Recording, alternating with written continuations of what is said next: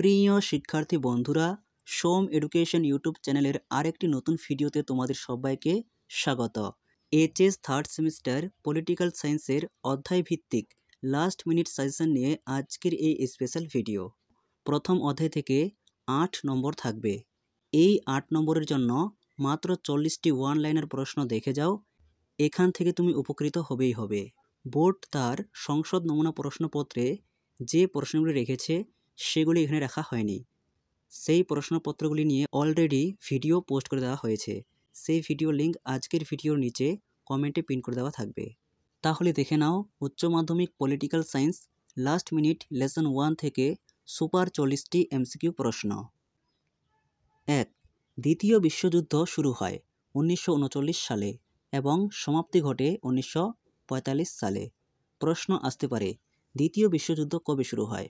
1939 সালে এবং দ্বিতীয় বিশ্বযুদ্ধের সমাপ্তি ঘটে 1945 সালে। 2. ঠান্ডা লড়াই শব্দটি প্রথম ব্যবহার বা প্রয়োগ করেন বার্নার্ড বারুচ। এ প্রসঙ্গে তোমাদের বলে রাখি, অপশনে যদি বার্নার্ড বারুচ না থাকে তাহলে ওয়াল্টার লিপম্যান করবে, আর যদি ওয়াল্টার লিপম্যান এবং বার্নার্ড বারুচ দুজনেই থাকে তাহলে অবশ্যই বার্নার্ড বারুচ করবে। আর এখান থেকে আরও মনে রাখবে, ঠান্ডা লড়াই কথাটির পরিবর্তে স্নায়ু যুদ্ধ শব্দটি থাকতে পারে। স্নায়ু যুদ্ধ শব্দটি প্রথম কে ব্যবহার করেন? বার্নার্ড বারুচ, অর্থাৎ ঠান্ডা লড়াইকেই স্নায়ু যুদ্ধ বলা হয়। এরপর 3. প্রক্সি যুদ্ধ বা প্রক্সি ওয়ার কৌশলটি ব্যবহৃত হয়েছিল ঠান্ডা লড়াইয়ে। ঠান্ডা লড়াইয়ের সূচনা হয় 1945 সালে এবং অবসান ঘটে 1991 সালে বা 90-এর দশকে। 4. ঠান্ডা লড়াইয়ের সঙ্গে সম্পর্কিত দেশগুলির নাম হল মার্কিন যুক্তরাষ্ট্র ও সোভিয়েত ইউনিয়ন। মার্কিন যুক্তরাষ্ট্র অর্থাৎ আমেরিকা, সোভিয়েত ইউনিয়ন অর্থাৎ বর্তমানে রাশিয়া। এরপর 5. 1955 সালে ওয়ারশো চুক্তি গঠিত হয় সোভিয়েত ইউনিয়নের উদ্যোগে, খুবই গুরুত্বপূর্ণ। 6. 1949 সালের 4 এপ্রিল মার্কিন যুক্তরাষ্ট্রের উদ্যোগে নেটো গঠিত হয়। NATO, নেটো এর সম্পূর্ণ নাম হল north Atlantic treaty organization. 7. NATO জোটের পাল্টা জোটের নাম হল ওয়ারশো চুক্তি। নেটো গঠন করেছিল মার্কিন যুক্তরাষ্ট্র এবং ওয়ারশো চুক্তি সোভিয়েত ইউনিয়ন। এরপর 8. ঠান্ডা লড়াইকে যুদ্ধের একটি নতুন কৌশল বলে চিহ্নিত করেছেন ফ্রিডম্যান, খুবই গুরুত্বপূর্ণ। যুদ্ধের একটি নতুন কৌশল বলেছেন ফ্রিডম্যান। 9. ঠান্ডা যুদ্ধকে গরম শান্তি বলে বর্ণনা করেছেন বার্নেট। এই দুটি উক্তি মনে রাখবে, যুদ্ধের একটি নতুন কৌশল ফ্রিডম্যান, গরম শান্তি বার্নেট। এরপর 10. ঠান্ডা যুদ্ধে গৃহীত যে কোনো দুটি পদ্ধতির নাম হল প্রক্সি যুদ্ধ ও কূটনীতি। এরপর 11.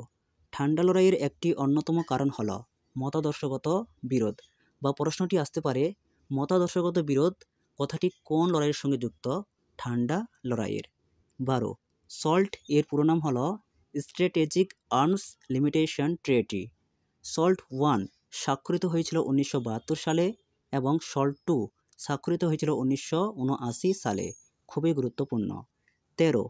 1961 সালে জোট নিরপেক্ষ আন্দোলন, যেটিকে NLM বা নন অ্যালাইন মুভমেন্ট বলা হয়, সূচনা হয় এবং জোট নিরপেক্ষ আন্দোলনের জনক বলা হয় জওহরলাল নেহরুকে। খুবই গুরুত্বপূর্ণ প্রশ্ন। এরপর 14. জোট নিরপেক্ষ আন্দোলনের প্রথম শীর্ষ সম্মেলন অনুষ্ঠিত হয় 1961 সালে যুগোস্লাভিয়ার রাজধানী বেলগ্রেডে। এজন্য এটি বেলগ্রেড সম্মেলন নামেও পরিচিত। পরীক্ষা প্রশ্ন আসতে পারে, বেলগ্রেড সম্মেলন কবে অনুষ্ঠিত হয়? 1961 সালে, অর্থাৎ জোট নিরপেক্ষ আন্দোলনের প্রথম শীর্ষ সম্মেলনকেই বেলগ্রেড সম্মেলন বলা হয়।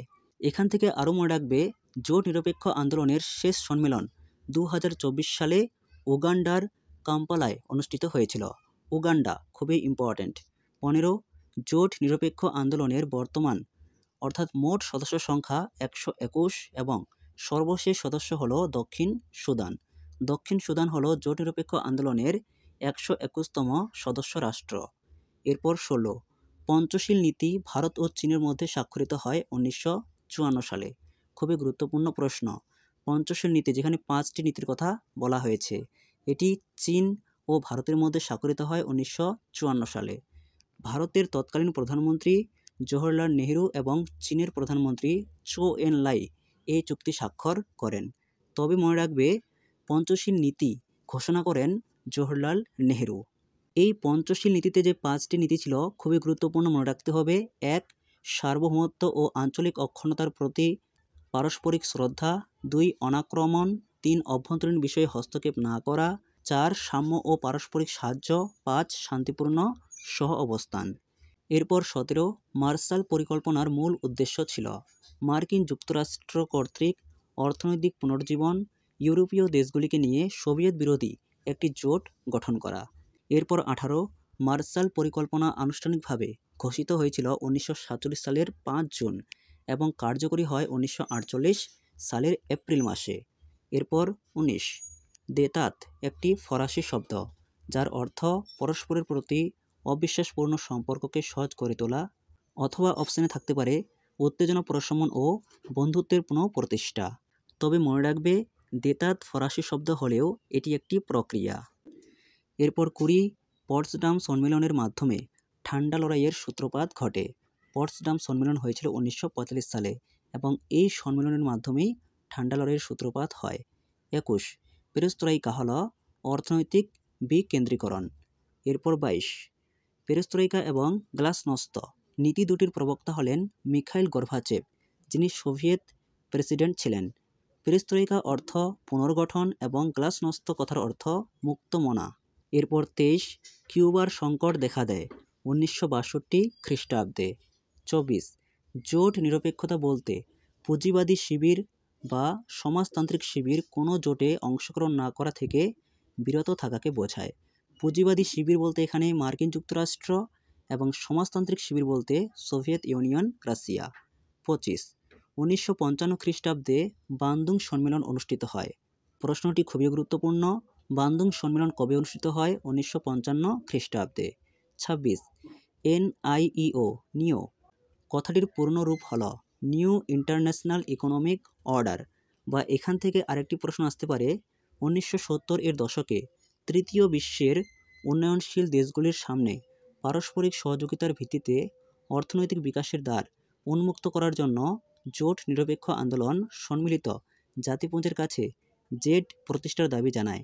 এই জেড হল নিও, NIEO, অর্থাৎ নিউ ইন্টারন্যাশনাল ইকোনমিক অর্ডার। এরপর 27.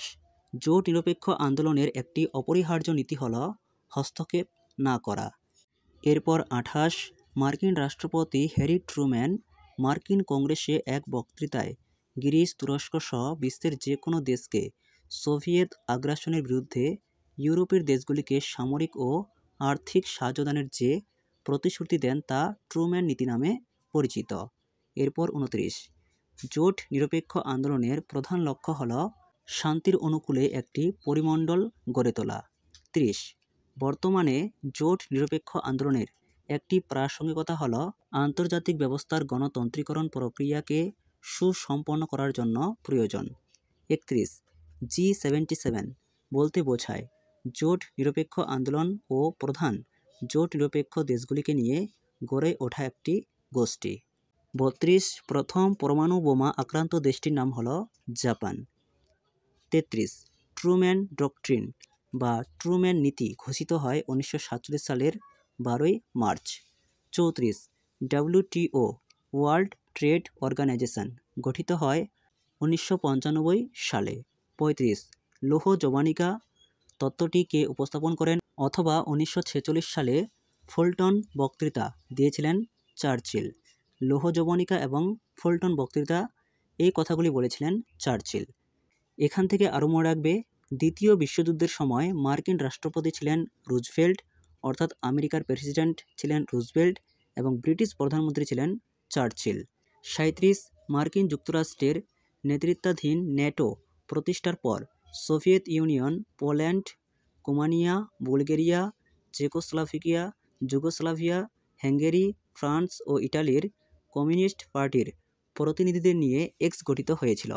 বিভিন্ন দেশের কমিউনিস্ট পার্টির কাজকর্মের মাধ্যমে সমন্বয় সাধন করাই ছিল সংগঠনটির মূল উদ্দেশ্য। এই এক্স হল কমিনফর্ম। মনে রাখবে, কমিনফর্ম গঠন করেছিল রাশিয়া, অর্থাৎ সোভিয়েত ইউনিয়ন। এরপর 38. এশিয়ার একটি সামরিক জোটের নাম সিয়েটো, খুবই গুরুত্বপূর্ণ, যার full form south east Asia treaty organization. এরপর 39, বহুমেরুতা বলতে বোঝায় 2 এর বেশি ক্ষমতা কেন্দ্রের উপস্থিতি, যা আন্তর্জাতিক রাজনীতিকে প্রভাবিত ও নিয়ন্ত্রণ করে। এখান থেকে আরও মনে রাখবে, দ্বিতীয় বিশ্বযুদ্ধের পর অর্থাৎ 1945 সালের পর পৃথিবীতে দ্বিমেরু কেন্দ্রিকতা ছিল, একদিকে আমেরিকা এবং একদিকে সোভিয়েত ইউনিয়ন রাশিয়া, এবং ঠান্ডা লড়াইয়ের অবসানের পর অর্থাৎ 1991 সালের পর বর্তমান পৃথিবীতে একমেরু কেন্দ্রিকতা রয়েছে, এবং এই একমেরু কেন্দ্রিকতার সূচনা হয় 90-এর দশকে, এবং এই একমেরু কেন্দ্রিকতা দেশটি হলো আমেরিকা অর্থাৎ মার্কিন যুক্তরাষ্ট্র।